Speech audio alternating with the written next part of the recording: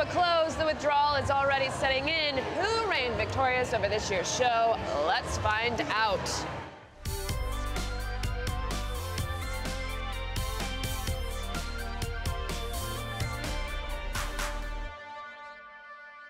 Get ready to sing those kumbayas, folks, because our time here at Nerdist and Geek and Sundry's Camp Conival has sadly drawn to a close.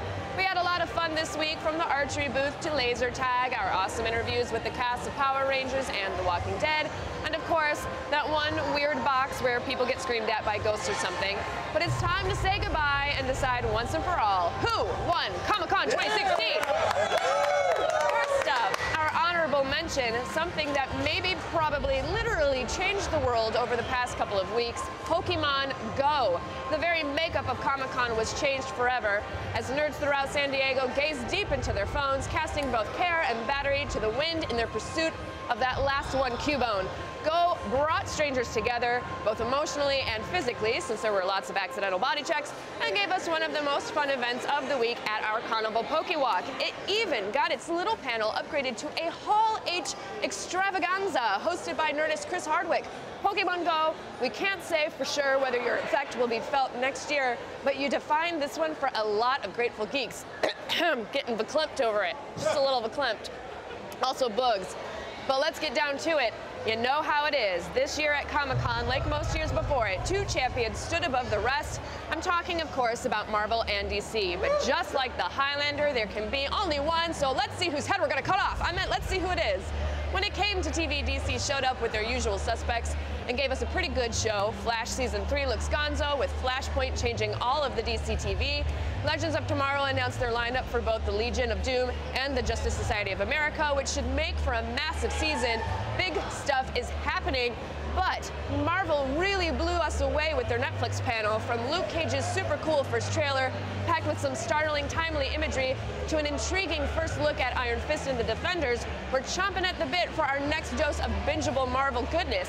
The only knock, announcing that you're adding Ghost Rider to Agents of S.H.I.E.L.D. instead of giving us the Norman Reedus Netflix series we deserve. How did you screw that one up, Marvel? He was so ready for you guys. So ready. But when it came to yesterday's big Hall H movie panels, the race was even tighter. DC came out hot with an introduction to their diverse and talented slate of directors. Then they gave us our first trailers for both Wonder Woman and Justice League, and all of a sudden we realized the future of the DCEU suddenly looks fun, hopeful, colorful, and dare I even say it, amazing. With the visual diversity, these movies look more cinematic than Marvel and finally seem to be carving out a unique niche of their own that doesn't rely on the grimdark. DC knocked this one out of the ballpark. But on to Marvel. Yes, friend, Marvel once again blew the roof off of the San Diego Convention Center with a non-stop barrage of awesome that felt more like a rock concert than a panel. We got a hilarious short from the set of Thor Ragnarok to fill us in on what the God of Thunder was up to during Civil War. We got confirmation that the Thorquil would be a Stealth Planet Hulk movie. We got our first introduction to the amazing cast of Black Panther, which now includes Brian Michonne. We got a look at Spider-Man Homecoming's perfect blend of MCU action and freaks and geeks-inspired high school hijinks. We got a new mind-bending trailer for Doctor Strange. We got the most raucous Guardians of the Galaxy footage you could possibly imagine, while the Ravagers themselves trolled the cast and crowd. We got confirmation that Kurt Russell will be playing Star-Lord's dad, who happens to be Ego, the Living Planet, one of the weirdest characters in the entire MCU. And we finally met the latest big-time hero to enter the MCU, Brie Larson as Captain Marvel. It was a wildly fun and impressively confident showing that really solidified the fact that Marvel is just now hitting its stride. But who won? It's so hard to say.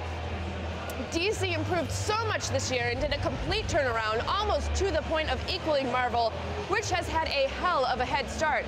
But when you factor in the Netflix news and, quite frankly, Thor's new haircut, and I can't wait till Kyle cuts his, oh my God. And all right, Snake Plissken playing a Living Planet / Star-Lord dad, it tips us right over the edge. Yes, folks, DC wins most improved for sure, but Marvel, you win the con. Feige and friends, keep the good times coming, and let's get to those evil comments that I am sure will be hitting us. But what do you guys think? Are you a DC believer again? Were you blown away by Marvel's showing? Who won Comic-Con in your eyes? Let's discuss. Thanks for watching. Make sure subscribe to keep the Comic-Con train running even though the con is over. We'll be doing breakdowns and analysis of all the trailers and news, so keep it locked right here.